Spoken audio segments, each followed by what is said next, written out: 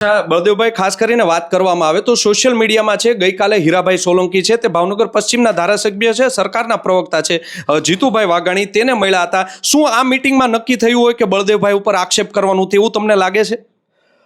ચોક્કસપણે તમે કડીઓ જોડો છો. એ કડીમાં હું ને જીતુભાઈ કદાચ જોડાતા હોઈ શકીએ, કારણ કે જીતુભાઈનો જે મત વિસ્તાર છે પશ્ચિમ વિધાનસભા, એ જ વિસ્તારમાંથી હું આવું છું. હું એમનો મતદાર છું.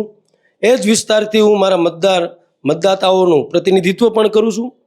જીતુભાઈ જે છે એ અમારા આદરણીય ધારાસભ્યશ્રી છે, સરકારનો એક ભાગ છે, બહુ બુદ્ધિશાળી વ્યક્તિ છે. સમાજની અંદર ભાગલાઓ કઈ રીતે પડે અને કેમ એનું પોતાની રાજનીતિના ચોખા જે છે એ શેકાઈ શકે, આ બાબતની એમની હંમેશા નીતિ રહી છે.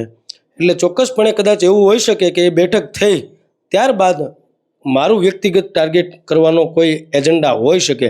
પણ હું આપના માધ્યમથી ફરી વખત કહું છું કે જે નવનીતભાઈનો વિષય છે એમાં હંમેશા પહેલેથી, જ્યારે હીરાભાઈ સોલંકી અમારા આદરણીય પ્રમુખ ગુજરાત પ્રદેશ કોળી સમાજના છે, ત્યારે એમની આગેવાનીમાં એમની લીડરશિપની અંદર કોળી સમાજને ન્યાય અપાવવાની વાત ચાલુ રહી છે. એમાં મારું કોઈ પણ એવું સ્ટેન્ડ ન હોઈ શકે કે જેની કારણે સમાજની અંદર કોઈ રાજકારણ આવે, ભાગલાઓ પડે.